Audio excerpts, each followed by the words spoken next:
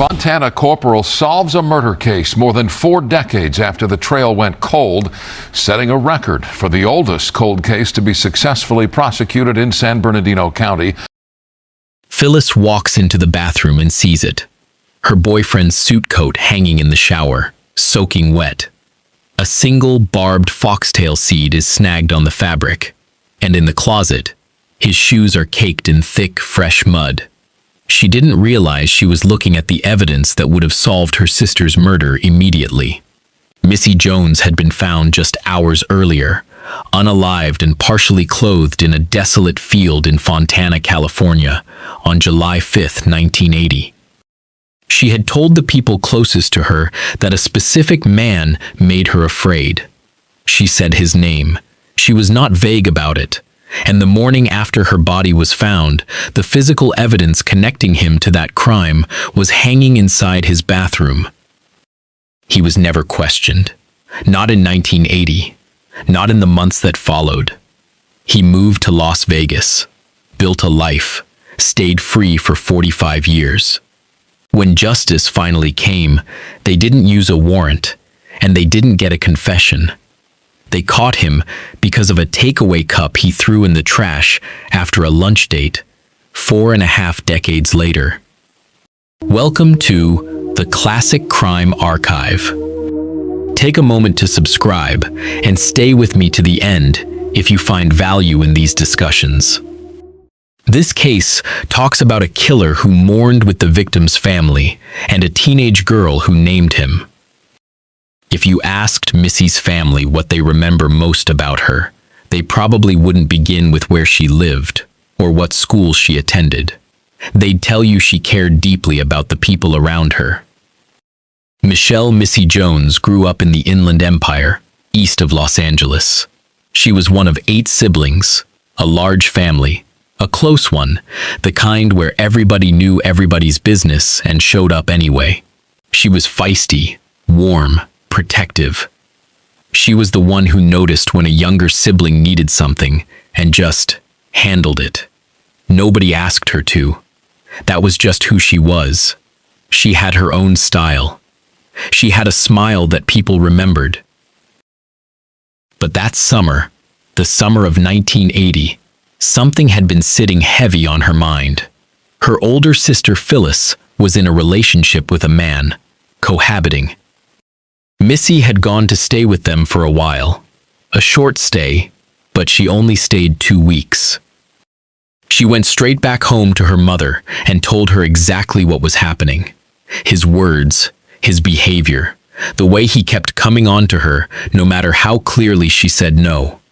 He makes me feel uncomfortable. He keeps trying to come on to me. I don't want nothing to do with him. He won't leave me alone. That's not a vague complaint. That's a specific report about a specific person. Her mother heard it. Her best friend heard it too. One afternoon at a park, his name came up in conversation. The change in Missy was immediate. Not discomfort, not irritation. It was fear. She told her mother. She told her closest friend. She mentioned his name. She moved out. What more was she supposed to do?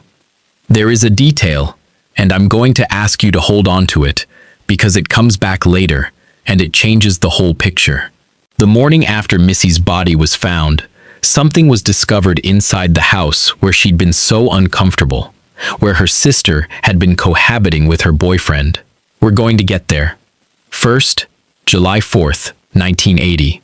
The whole family gathered for a 4th of July barbecue at his house, and Missy went. July 4th, 1980. The Jones family came together at the Rancho Cucamonga home that Phyllis shared with her boyfriend. Food, family, the kind of summer evening that should leave nothing behind but good memories. Missy was there. At some point that evening, Phyllis's boyfriend left for another party. She was too tired to join him. She stayed home and went to bed. That left Missy heading out without her sister as a buffer, without anyone who knew what she'd been through in that house. His name was Leonard Nash. He was 26 years old. He was the man Missy had fled 2 weeks into staying with them. The man she'd described to her mother in terms that don't leave a lot of room for interpretation. He was at that barbecue, he left, and where else he went that evening, nobody could say for certain. That gap, right there, that is where 45 years of silence began. Later that night, Missy was picked up by a man she had been seeing. They spent time together. He drove her home to her family's house in Pomona and dropped her off at around 4:30 in the morning. She made it home safe. The next morning, July 5th, Missy got up, got dressed. Blue skirt, blue top. Her little sister Kimberly was 11 years old. She watched Missy head for the door. "I'll be right back," she said. At around 4:40 that afternoon, a body was found in a dirt field and grapefruit grove near Live Oak Avenue and Santa Ana Avenue in Fontana, 11 miles east of the house where the family had been together the night before. The young woman was half-clothed.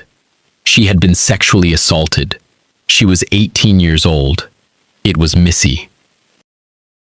Fontana police launched a full investigation. They pulled in the last man known to have been with her, the one who'd driven her home at 4:30 a.m. He was arrested. He gave investigators a full account. He passed multiple polygraph tests. His story checked out in every direction they pushed it. He was cleared and released.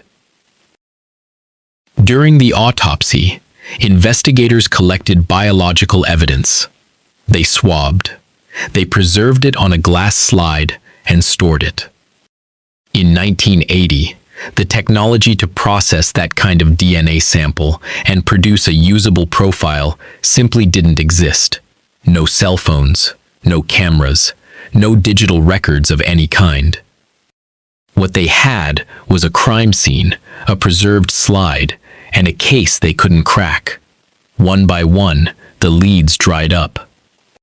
And across every interview, every hour of that original investigation, Leonard Nash, the man Missy had been afraid of, the man who had been at that barbecue, was never once brought in for questioning.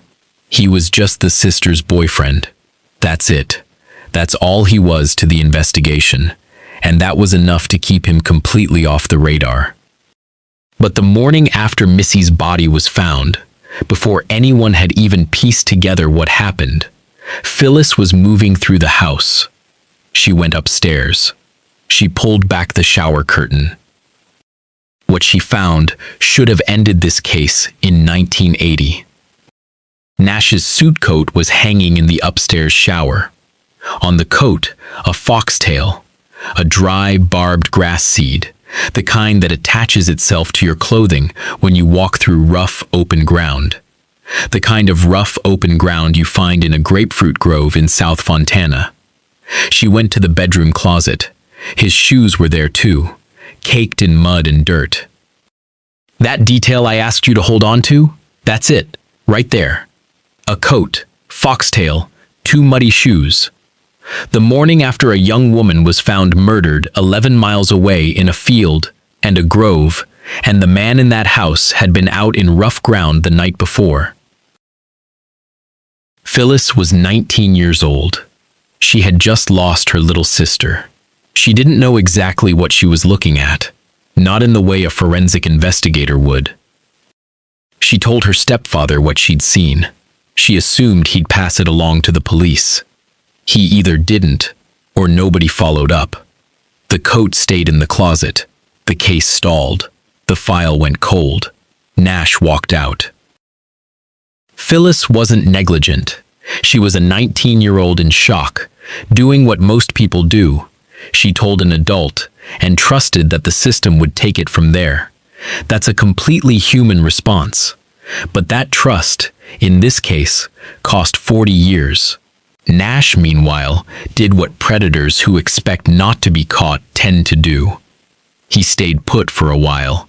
Then he left California entirely and relocated to Las Vegas, Nevada. Built a quiet life. Got old. Never said a word. Missy's family moved often in the years after her death. Her parents grew old without ever getting an answer. Both of them died not knowing who had killed their daughter. Every year, through all of it, the family still marked Missy's birthday. She never stopped being their sister. Then, in the spring of 2020, 40 years after that coat was put back in the closet, a detective was assigned a case file that had been sitting untouched for a very long time. There was no cell phones, there's no cameras, no Ring doorbell cameras. The case grew cold. Corporal Catherine Clark of Fontana PD, formerly a detective with the San Bernardino County Sheriff's Department, was assigned to the Cold Case Homicide Task Force in 2020. Cold cases are about closing all the open doors that you find in a case file. And it's your job as the detective to walk through that door, and if you can close it, then you close it and you move. Corporal Catherine Clark of the Fontana Police Department was assigned to the San Bernardino County Sheriff's Cold Case Homicide Task Force in the spring of 2020. She worked through Missy's file the way she worked through every file, methodically. Every man connected to Missy's life, eliminated one by one. The man cleared in 1980, long gone. Others ruled out through follow-up. She moved down the list until she reached a name the original investigation had never actually looked at: Leonard Nash. Clark drove to Arizona in June 2020 to sit down with Phyllis, now in her early 60s. That conversation changed everything. For the first time in 40 years, investigators heard about the suit coat in the shower, the foxtail seed, the muddy shoes. None of it had ever been in the original case file, not a word of it. Clark knew what she had. Now she needed to prove it. The DNA slide from Missy's 1980 autopsy had been preserved and eventually sent to the Cal DNA laboratory in Riverside. A profile had been built from it and entered into CODIS, the National DNA Database. No match came back. Nash had no criminal record. His DNA wasn't in any system. To link him to the crime, they had to get a sample directly from him, without tipping him off, without a warrant, without giving him any reason to refuse. They called Nash, kept it easy. Did he remember a woman named Missy Jones? He said yes. He'd call them back. When he did, Clark's team decided to set up a lunch date. Thai restaurant in Las Vegas, where he had moved to. Before they left for the lunch, a sealed water bottle was placed in the center console of the car, just in case. They pulled up to the gas station where Nash was waiting. He walked out, already holding a Wingstop cup made of styrofoam. Got into the front seat. As fate would have it, he reached over, picked up the water bottle, poured it straight into the cup. They drove to the restaurant. Nash talked over lunch, said he'd danced with Missy at the barbecue, said he'd never had sex with her. He was relaxed. He had absolutely no reason not to be. When the meal was done, Clark asked him to step outside to look at some photographs. The second he was out of his seat, his fork, napkin, straw were collected. Another detective retrieved the Wingstop cup from the trash, and everything went to the lab. By August 2020, analysts had confirmed that the DNA from the cup, the fork, and the straw all came from the same person. That profile was then compared against the slide from Missy's autopsy, the one preserved since 1980. It was a match, an absolute, unambiguous match. On September 8, 2020, Las Vegas law enforcement arrested Leonard Nash. He was 66 years old. He was extradited to California. The case went to trial. The first trial ended without a conviction. On November 13, 2025, 45 years after Missy walked out of her mother's house in a blue skirt and a blue top, a jury found Leonard Nash guilty of second-degree murder. He was 71 years old at the time.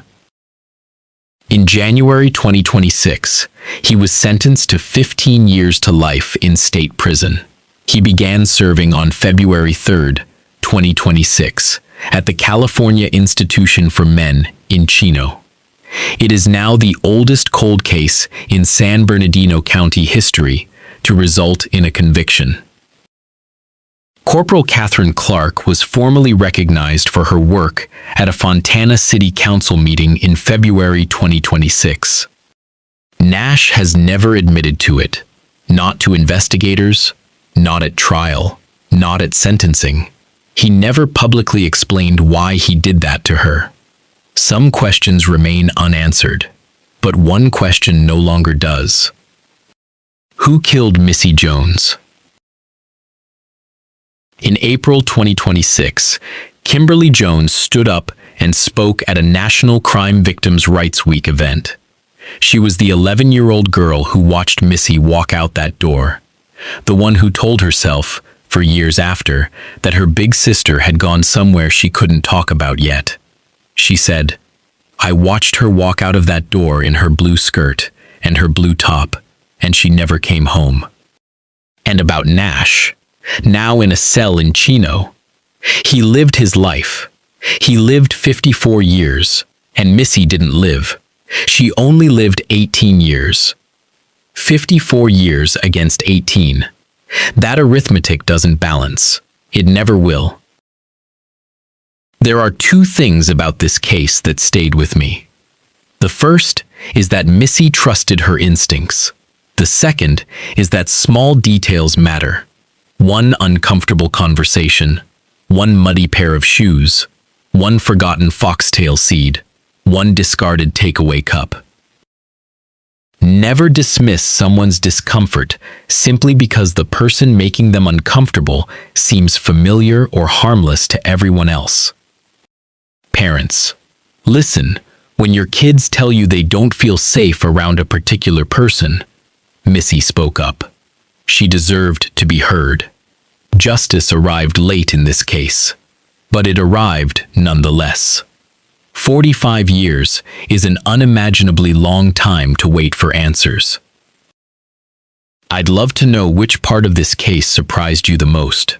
Was it the foxtail seed, the Wingstop cup, or the fact that Missy had already told people about her fears and discomfort and nothing was done about it?